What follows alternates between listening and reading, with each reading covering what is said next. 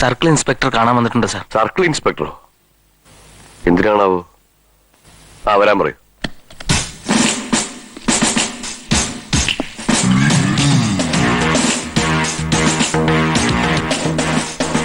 Good morning manager.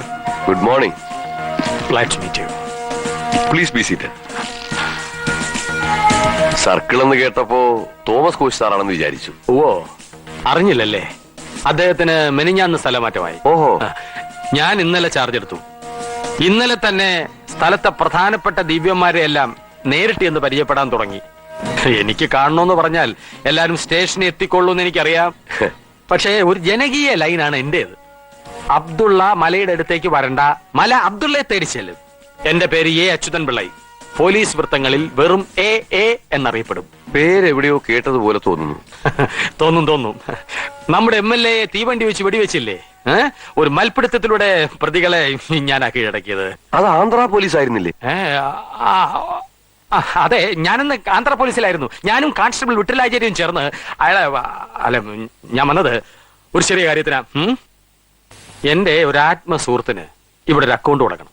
കൊള്ളാവുന്ന ഒരാൾ introduce ചെയ്താലല്ലേ നിങ്ങൾ അക്കൗണ്ട് കൊടുക്കൂ. പോരാത്തതിന് ഇപ്പൊ ആളിന്റെ ഫോട്ടോയും വേണം. അതെ, കൊണ്ടുവന്നിട്ടുണ്ട്. തങ്ങളെ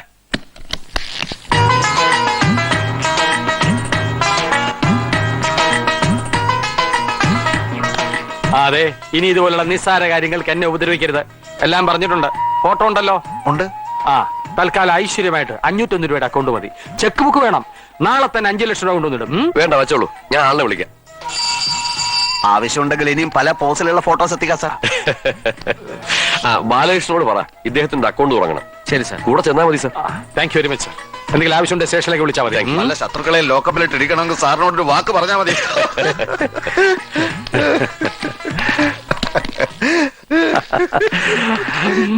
ഒരു ചാൻസ് കിട്ടി അത് ഓവറാക്കും അല്ലടാ ഫൂൾ.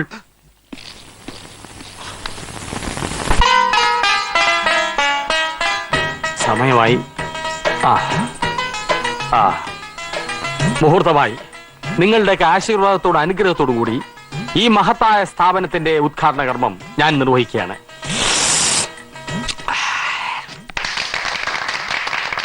പ്രിയപ്പെട്ടവരെ, ഈ നിൽക്കുന്ന സർക്കിൾ ഇൻസ്പെക്ടർ ഒരു വലിയ മനുഷ്യനാണ്. ഒരു വലിയ മനസ്സിന്റെ ഉടമയാണ്. ജനസേവനം. ഏതു നേരത്തും ഈ ഒരു ചിന്ത മാത്രമേ ഇദ്ദേഹത്തിനുള്ളൂ. താൻ സർക്കിളായിരിക്കുന്ന സ്ഥലത്തെ ജനങ്ങൾ സാമ്പത്തിക ഞെരുക്ക് അനുഭവിക്കാൻ പാടില്ല. അതുകൊണ്ടാണ് ഇങ്ങനൊരു സ്ഥാപനം ഇവിടെ ആരംഭിക്കാൻ അദ്ദേഹം എന്നോട് ആവശ്യപ്പെട്ടവർ. പണ്ടം പണയത്തിന്മേൽ ദേശസാൽകൃത ബാങ്കിൽ നിന്നോ നാടൻ ബാങ്കിൽ നിന്നോ നിങ്ങൾക്ക് പണം കിട്ടും. പക്ഷെ ചുരുങ്ങിയത് വർഷം 15% അവരുടെ പലിശ. പക്ഷെ നിങ്ങൾ ഞെട്ടരുത്, ഇവിടെ കേവലം 5% മാത്രമാണ് പലിശ.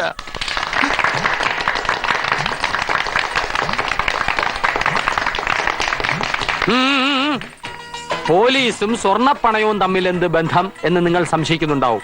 ന്യായമായ സംശയമാണ്. ഞാനൊന്ന് ചോദിക്കട്ടെ, എന്താണ് പോലീസിന്റെ ജോലി? ക്രമസമാധാന പാലനം. എന്തുകൊണ്ട് ഒരു സ്ഥലത്ത് ക്രമസമാധാനം തകരുന്നു? അത് നിങ്ങൾ ആരെങ്കിലും ചിന്തിച്ചിട്ടുണ്ടോ? ഭക്ഷണം, വസ്ത്രം, പാർപ്പിടം, ഇങ്ങനെയുള്ള പ്രാഥമിക ആവശ്യങ്ങൾക്ക് പോലും പണമില്ലാതെ വലയുന്ന ഒരു ജനത എങ്ങനെ സമാധാനം പാലിക്കുമെന്നാണ് ഞാൻ ചോദിക്കുന്നത്. പട്ടിണി കൊണ്ട് വലയുന്നവനെ ലാത്തി വീശി അടിച്ചിട്ട് കാര്യമില്ല.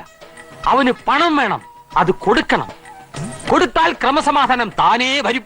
ബുദ്ധിയുള്ള പോലീസർ അത് മനസ്സിലാക്കണം. ഞാനത് മനസ്സിലാക്കി. അതുകൊണ്ടാണ് ഈ സ്ഥാപനം ഇവിടെ തുടങ്ങാൻ എന്റെ ആത്മമിത്രമായ മോയൻകുട്ടി തങ്ങളെ ഞാൻ ഇവിടെ വരുത്തിയത്. ഒന്നു മാത്രമേ തങ്ങളോട് ഞാൻ ആവശ്യപ്പെട്ടിരുന്നുള്ളൂ. അമിത പലിശ വാങ്ങി എന്റെ ജനങ്ങളെ പിഴിയരുത്. എന്നാൽ ഇപ്പോഴിതാ ഈ തങ്ങൾ എന്നെ ഞെട്ടിച്ചിരിക്കുന്നു. വെറും 5% അത്രേ പലിശ. നിങ്ങൾ വലിയവനാണ് തങ്ങൾ.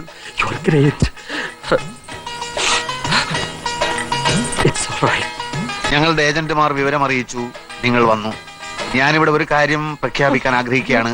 ഈ ഉദ്ഘാടന ദിവസം തന്നെ സ്വർണം പണയം വെക്കുന്നവരിൽ നിന്ന് 5% അല്ല, വെറും 4% മാത്രമേ ഞങ്ങൾ പലിശ വാങ്ങൂ.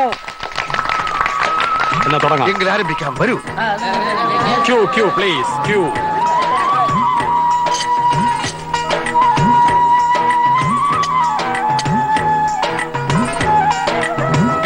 പവൻ. ഓഹോ, 3 പവൻ.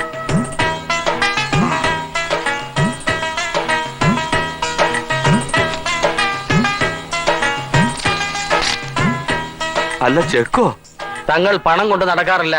50 ലക്ഷം രൂപ ബാങ്കിൽ ഇട്ടിരിക്കുകയാണ്. ചെക്കുമായി എല്ലാവരും അങ്ങോട്ട് ചെന്നാൽ മതി. CI ആണ് പറയുന്നത്. വയ്ക്കോളൂ.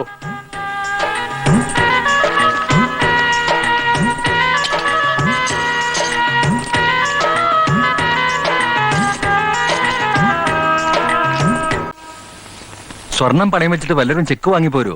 സർക്കിൾ ഇൻസ്പെക്ടറുടെ ഉറപ്പിന്റെ പുറത്താണ് ഞങ്ങൾ ചെക്ക് വാങ്ങിയത്. ഏത് സർക്കിൾ ഇൻസ്പെക്ടർ? ഇവിടുത്തെ. അക്കൗണ്ടിൽ പണമില്ലല്ലോ. ഇത് ചതിയാണ്. സോറി.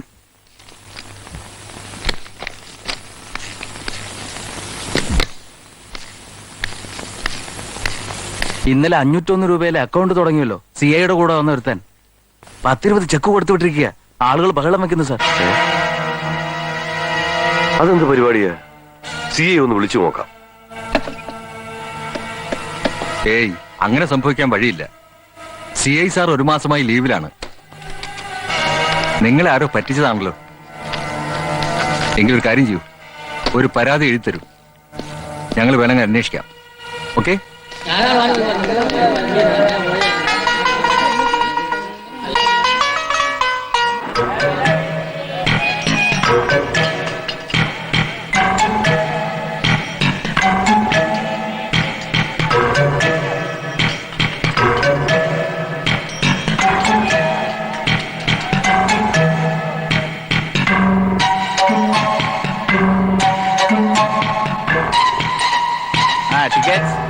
സ്ത്രീകളുടെ സീറ്റ് ഒഴിഞ്ഞു കിടക്കുന്ന കണ്ടില്ലേ? അവിടെ ഇരിക്കേ.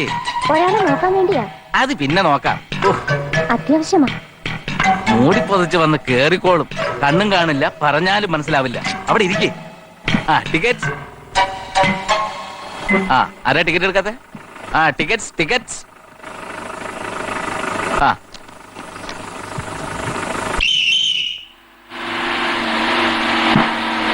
ഇത് എന്തൊരു ശല്യമാ. അവിടെ ഇരിക്കും അമൃതത്തി. ആരാ ടിക്കറ്റ്? അയ്യോ, എന്റെ പേഴ്സ് കാണുന്നില്ല. എന്റെ പേഴ്സ് ആരും പോക്കറ്റ് അടിച്ചു.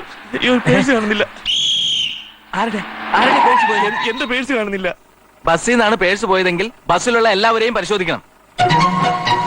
ടിക്കറ്റിനുള്ള കാശെടുത്ത് പേഴ്സ് പോക്കറ്റിലിട്ടതാ. ഓഹോ, വല്ലവരും അബദ്ധവശാൽ ഇയാളുടെ പേഴ്സ് എടുത്തിട്ടുണ്ടെങ്കിൽ ദയവ് വിചാരിച്ച് തിരിച്ചു കൊടുക്കണം. എങ്കിൽ പോലീസ് സ്റ്റേഷനിൽ പോകാതെ പ്രശ്നം ഒതുക്കാം. എല്ലാരെയും പരിശോധിക്കുന്നത് നല്ലത്. ആരും ഇറങ്ങരുത്. പെണ്ണുങ്ങളെയും പരിശോധിക്കും. പെമ്പറന്നോത്തി അവിടെ നിൽക്കേ. അവളാണ്. അവിടെ നിൽക്കാനാ പറഞ്ഞത്.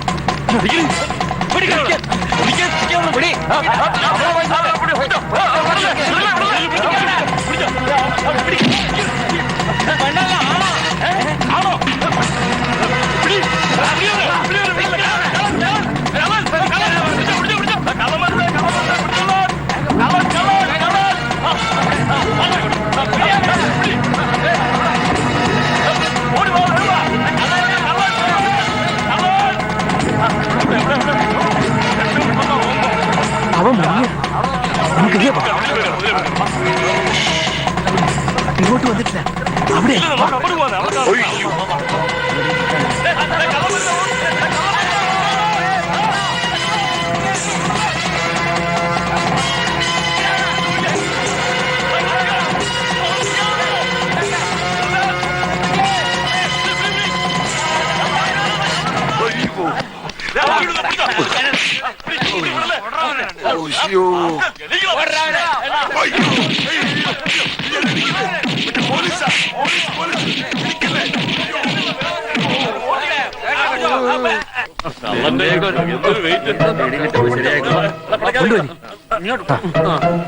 അവിടെ എന്താണത്? സാർ, പർദ്ദയിട്ട് വേഷം മാറി പോക്കറ്റ് അടിക്കാൻ നടക്കുന്നവനാ. ബസ്സിൽ നിന്ന് പേഴ്സ് അടിച്ചിട്ട് വിഴുങ്ങി കളഞ്ഞു സാർ. എന്ത്? പേഴ്സ് വിഴുങ്ങേ? അതെ സാർ. ഇവൻ സാധാരണ കള്ളനല്ല, തിരിമുറിഞ്ഞ കള്ളനാ. ഇവൻ എന്തെല്ലാം വിഴുങ്ങിയിട്ടുണ്ടെന്ന് ആർക്കറിയാം?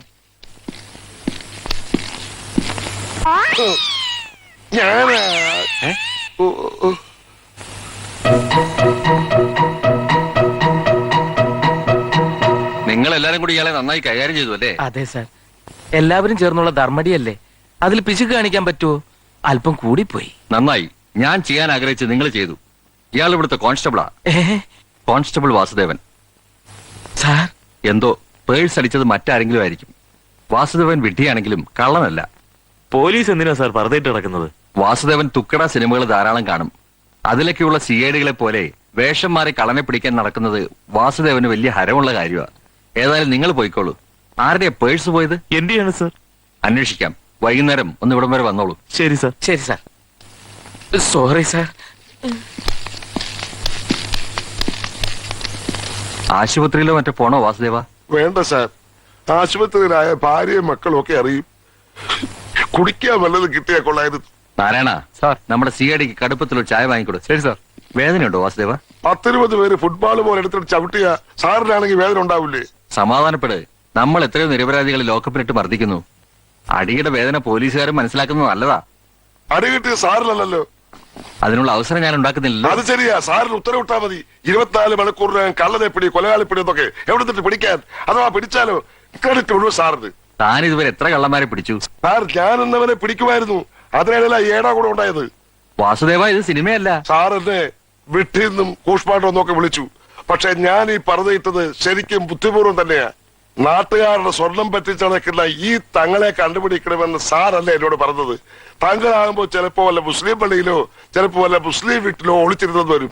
ഈ സദാവേഷത്തിൽ അവിടെ കയറി ചെല്ലാറുക്കോ? സാർ എന്നെ വെറും മണ്ടനാക്കരുത്. Cinema കണ്ടിട്ടാണത്ര cinema. ഈ കാലത്ത് ആത്മാർത്ഥതയ്ക്ക് ഒരു വിലയുമില്ല സാർ. വാസുദേവ, താൻ നന്നാകാനുള്ള ഒരു ലക്ഷണവും കാണുന്നില്ല. നന്ദിയില്ലാത്ത ഡിപ്പാർട്ട്മെന്റ്. ആരെന്ത് പറഞ്ഞാലും ശരി, വേഷന്മാരാണ് ഞാൻ കള്ളനെ പിടിക്കില്ല. എങ്കിൽ പോയി പിടിക്കണോ കള്ളനെ? ബന്ധുക്കൂസേ, ഇവനൊക്കെ എന്റെ സ്റ്റേഷനിൽ എങ്ങോട്ടെങ്കിലും കെട്ടിയെടുക്കണേ കർത്താവേ. നാട്ടുകാരുടെ ബാക്കി ഞാൻ തരും. കൊടുക്കണ്ട. ആ. ജലപാനം കൊടുക്കണ്ട. സാർ, കൊണ്ടുപോണോ? സാർ,